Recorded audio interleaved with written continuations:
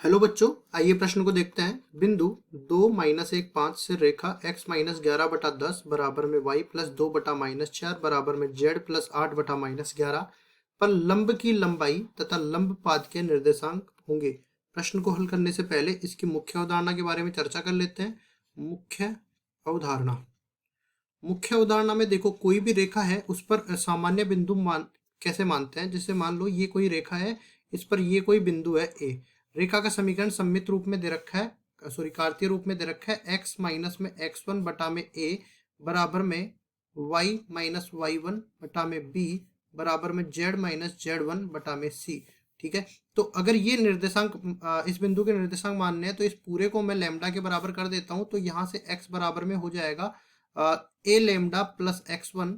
ठीक है, y बराबर में हो जाएगा b लैम्डा प्लस y1 और z बराबर में हो जाएगा c लैम्डा प्लस z1। इस तरह से इस बिंदु के निर्देशांक ही आ जाएंगे। ठीक है, यहाँ पे मैं लिख भी देता हूँ।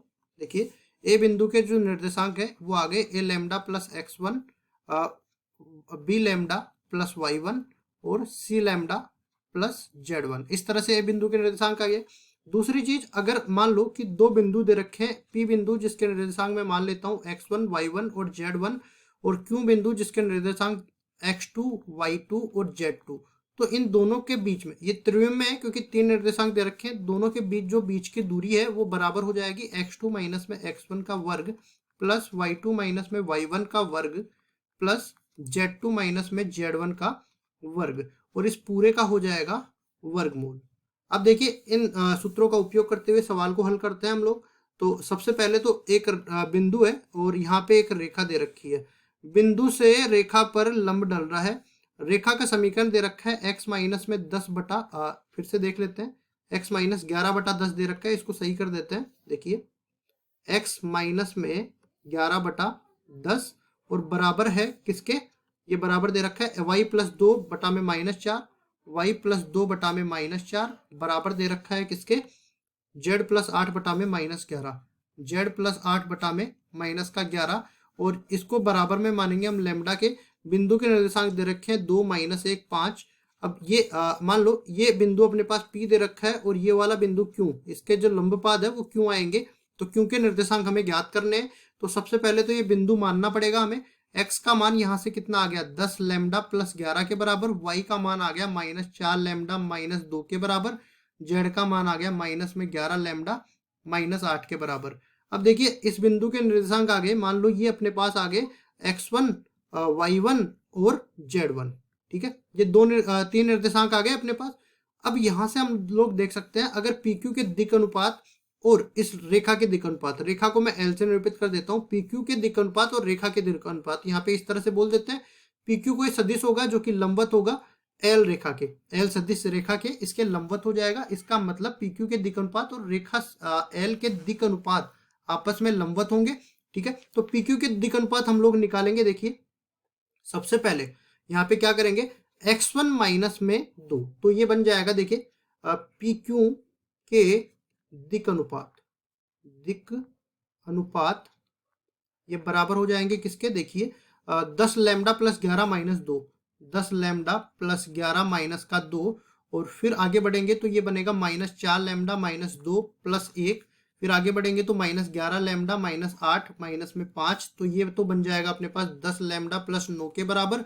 ये बन जाएगा अपने पास -4 लैम्डा -1 के बराबर। ये बन जाएगा -11 लैम्डा -13 के बराबर। ये इसके दिक् अनुपात आ गए। अब देखो, रेखा L के दिक् अनुपात, L के दिक् अनुपात ये किसके बराबर हो जाएंगे, देखिए ये बराबर आ जाएगा, यहाँ पे नीचे जो दे रखे हैं ना वो अपने पास दिक् अनुपात है 10 -4 और -11।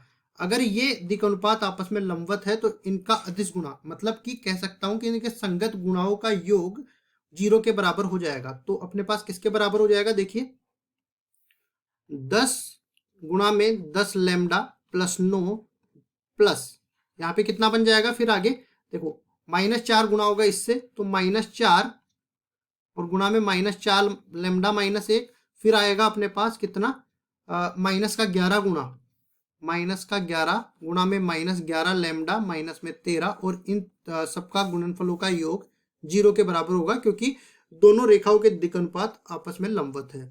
तो ये बन जाएगा 100 लैम्डा प्लस 90 माइनस में माइनस माइनस प्लस हो जाएगा 16 लैम्डा और ये प्लस का 4 और ये बन जाएगा प्लस 121 लैम्डा और ये हो जाएगा 143 बराबर में 0। कुल मिला के अपने पास 237 लैम्डा प्लस 237 बचने वाला है बराबर 0। लैम्डा का मान यहाँ से -1 के बराबर आ जाएगा। लैम्डा का मान आ गया तो हम लोग बिंदु के निर्देशांक याद कर सकते हैं। बिंदु के निर्देशांक यहाँ से निकालेंगे। देखिए लैम्डा का मान जैसे ही -1 रखेंगे, यहाँ पे रख देते हैं लैम्डा बराबर -1। अब बिंदु के निर्देशांक हम लोग निकालते हैं तो ये बन जाएगा x बराबर में -10 प्लस 11, ये बन जाएगा y बराबर में -4 गुणा -1 4 माइनस में 2, z बराबर में बन जाएगा -11 गुणा -1 प्लस 11 माइनस में 8। कुल मिला के x बराबर 1, y बराबर 2 और z बराबर 3 आ गया। तो x1 y1 z1 का मान किसके बराबर आ जाएगा? 1 2 3 के बराबर आ गया। अब देखो लंबपाद के निर्देशांक अपने पास आ गए 1 2 3 के बराबर। अब ये लंब की लंबाई मतलब PQ की दूरी हमें निकालनी है। तो PQ की दूरी कैसे निकालेंगे? देखिए हमने दूरी सूत्र यहाँ पे बता दिया था। तो PQ के बीच की दूरी हम लोग निकालने वाले हैं। PK निर्देशांक अपने पास है 2 -1 और 5। Q के निर्देशांक अपने पास है 1 2 और 3। तो यहाँ से बन जाएगा क्या?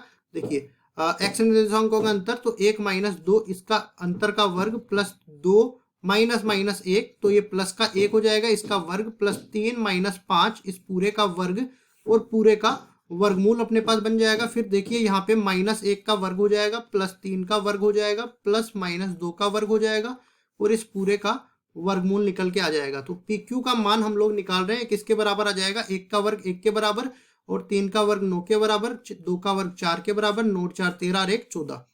तो वर्गमूल में 14 इकाई के बराबर इसकी दूरी आ जाएगी लंब की लंबाई।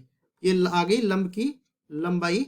तो और मैंने जो है लंबपाद के निर्देशांक पहले निकाल दिए थे। इस तरह से ये दोनों अपने उत्तर हो जाएंगे। आशा करता हूँ ये सवाल आपको समझ में आया होगा। धन्यवाद।